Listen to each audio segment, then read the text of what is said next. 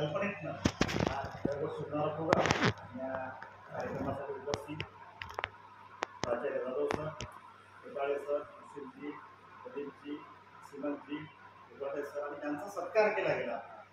आपल्या जवळचा माणूस, परिवाराचा माणूस, आपलेपणाचा माणूस सुनीलजी.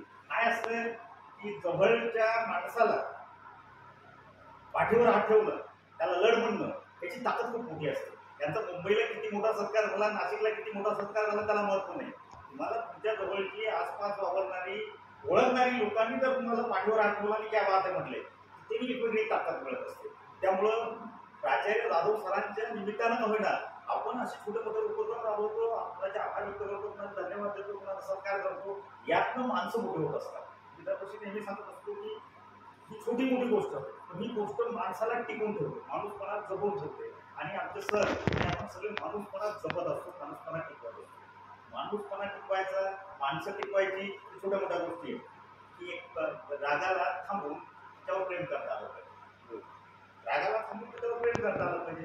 काही गोष्टी टाळत त्याच्या चांगुलपणावर बोलता पण आलं पाहिजे. काही गोष्टी टाळत त्याच्या चांगुलपणावर बोलता गेलं पाहिजे.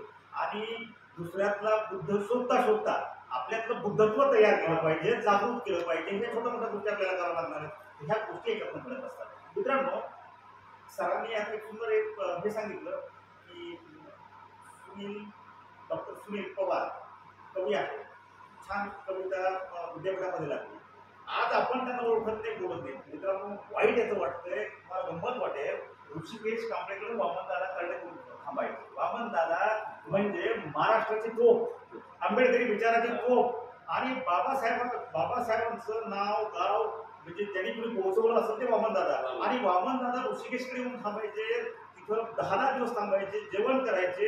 मी त्यांच्या पंक्तीला असं बसलेलो असायचो, मी जेवण झाल्यानंतर वामनदादाचं बाजेवर गाणं असं म्हणताना नाही गेलं.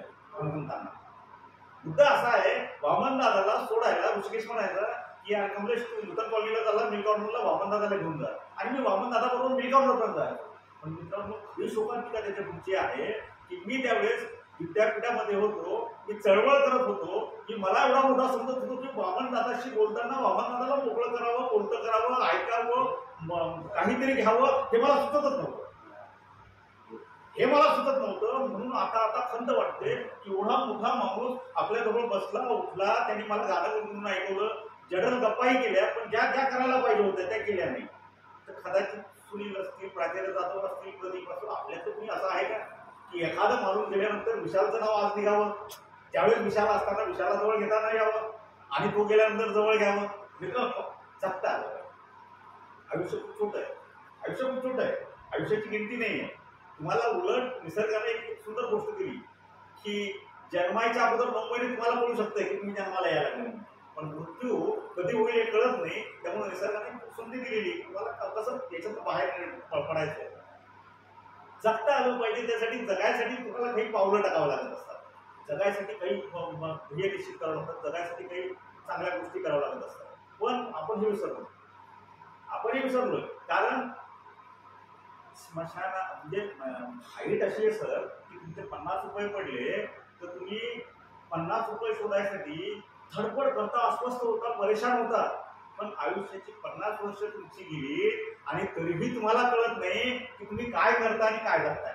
आयुष्याची 50 वर्ष गेली आणि आजही आम्ही शांत आहोत. चुका दुसऱ्याच्या काढतो आणि आम्ही आमचं कसं बरोबर आहे तेवढ्या याच्यामध्ये आम्ही थांबलेलो आहे. मित्रांनो, स्मशानामध्ये माणूस जाताना श्वास संपला, माणूस संपला, त्याच्या पाठीमागे काही राहत नाही. पण मला नेहमी कॉलेजला मी शिकवत असताना मला नेहमी विचारायचे की सर जन्नत क्या होतं की आप तो मानते नाही आहे.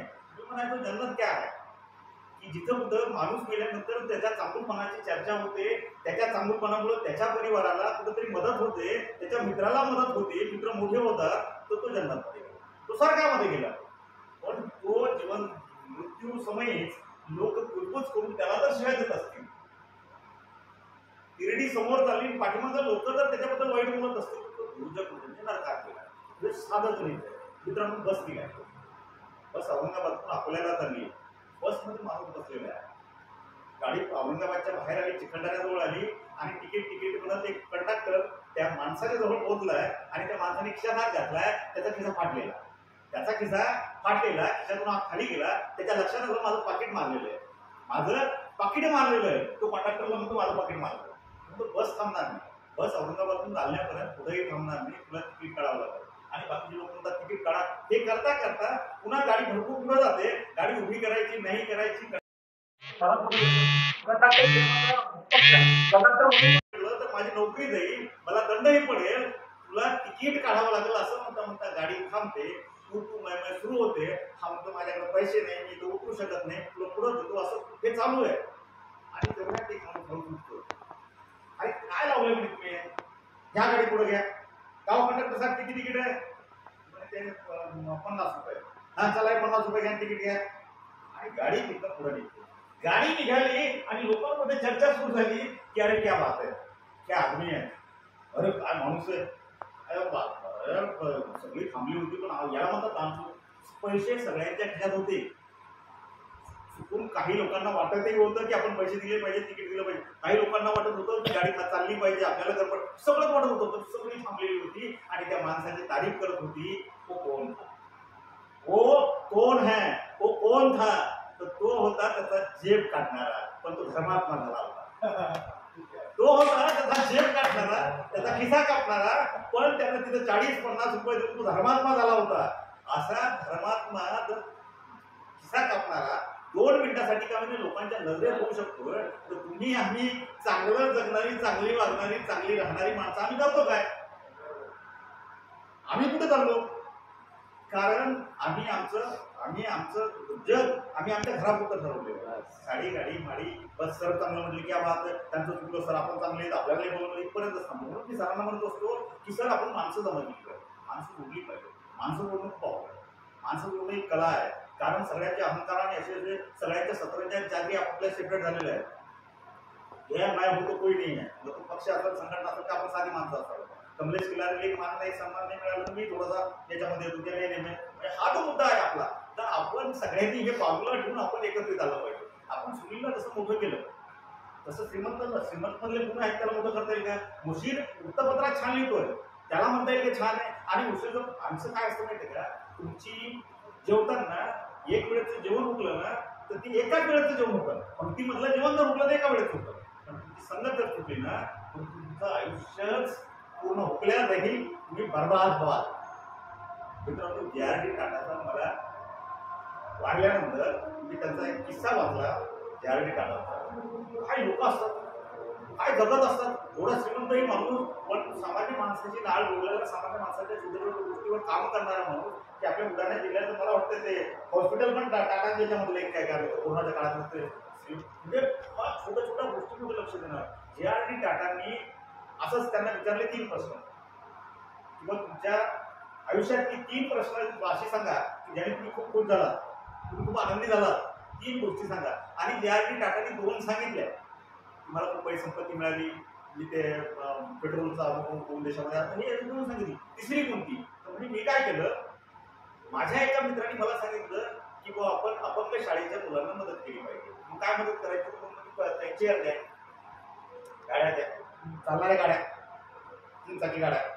मी गाड्या दिल्या आणि मी म्हटलं देऊन टाका. नाही तुम्ही आलं पाहिजे, तुमच्या हाताने द्या. तुम्ही दिलं, तुम्ही आला तर त्याची मजा वेगळी राहील आणि तुम्हालाही समाधान मिळत तर लोकांनाही मिळत. आणि जे.आर.डी. टाटा तिथे गेले, सगळ्यांना त्या लहान मुलांना त्या सायकली दिल्या. मुलं सायकली चालवायला, मुलं ट्रिपमध्ये आनंद जसा व्यक्त करतात तसे सायकल चालवतात, कट मारतात, खेळतात. सगळ्यांच्या चेहऱ्यावर एवढा आनंद की एखाद्याला म्हणजे अब्जोपतीला जो आनंद मिळणार नाही तो आनंद ते घेत होते. जे.आर.डी. टाटा पाहत होते. आणि ते संपल्यानंतर जे.आर.डी. टाटा निघाले आणि एका मुलाने त्यांचा पाय पकडला. एका मुलाने त्यांचा पाय पकडला तर जे.आर.डी. टाटाला असं वाटलं की सायकलच्या पलीकडे याला काहीतरी वेगळं लागतं. जे.आर.डी. टाटा त्याला विचारतात की बाळा तुला ह्याच्याकडून काही पाहिजे ना, तुला काही देऊ का, तुला गरज आहे का? नाही. आणि मग पाय का पकडला? नाही मला तुम्हाला पाहायचं. आणि जे.आर.डी. टाटा म्हणतो तुला काय पाहायचं? मी आता तुम्हाला धन्यवाद म्हणालोच, पण मी